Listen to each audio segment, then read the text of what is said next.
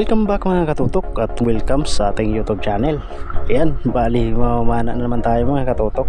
Sa gabing ito ay medyo masama yung panahon gawa ng meron ngang bagyo. Pero ayos mga katutok, dahil habagat ang hangin ay nakakapagpumana tayo mga katutok gawa ng nandito ho tayo sa kubling lugar. Kahit na malakas ang hangin ay hindi ganong maalon mga katutok. Ayan, so samahan nyo kami sa ilalim ng tubig mga katutok. Ano yung mapapana nating mga isda kahit medyo masama yung panahon.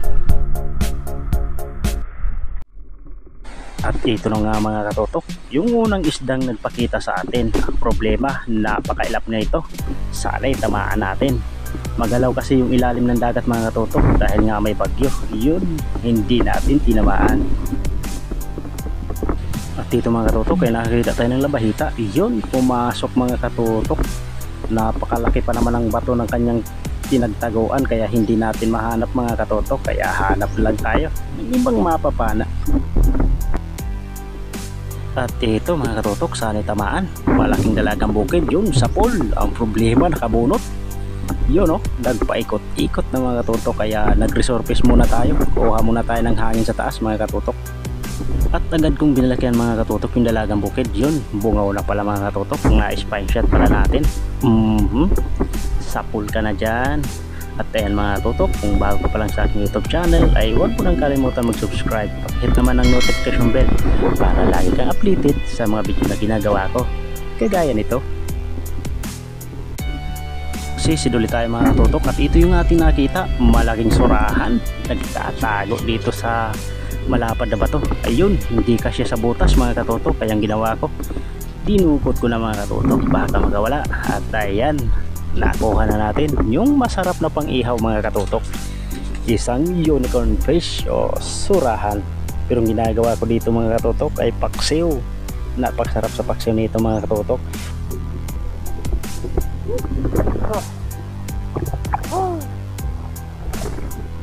At ito mga katutok, buntik ko nang malagpasan.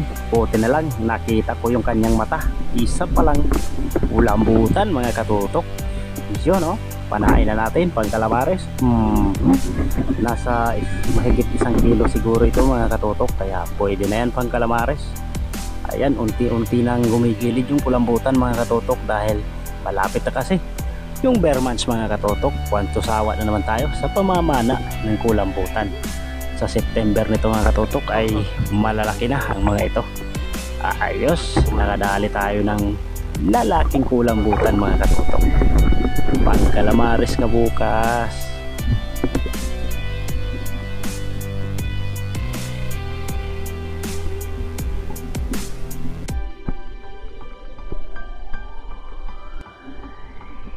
Sisiduli tayo mga katutok. Ito, malapad na dalagang bukid. Sana'y tamaan natin.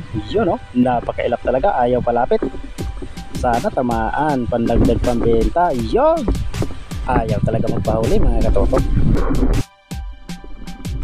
At ito na yung papanain natin mga katutok. Posibleng hindi tamaan. Nakatago yung ulo, nakaparada yung katawan. Sapul kang danggit ka.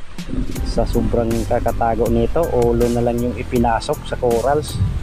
Ayos, malapad na at pandagdag na rin ito pambinta mga katutok.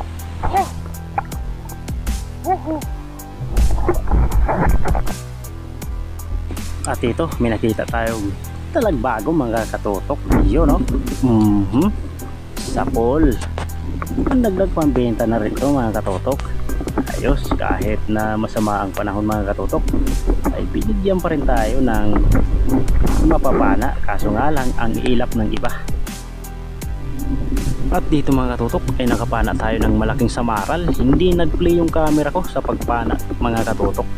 Yun napakalapad nito. Ayos, ito yung kwartang linaw na talaga ito mga katutok. At ibinta rin natin ito, itong malapad na samaral.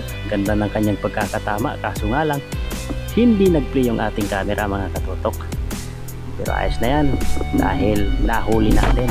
Kaysa naman nag-play yung camera tapos hindi natin tinamaan, sayang din naman mga katutok.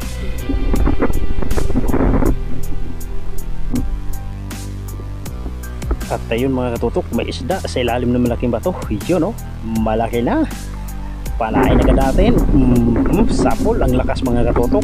Napakalaking isdang lamon-lamon pala mga katutok, o yellow tusk fish ang tawag nito sa English daw mga katutok. Ayos, pangsigang ito bukas mga katutok, dahil ang ganitong klaseng isda mga katutok ay napakasarap sa sigang at kilaw.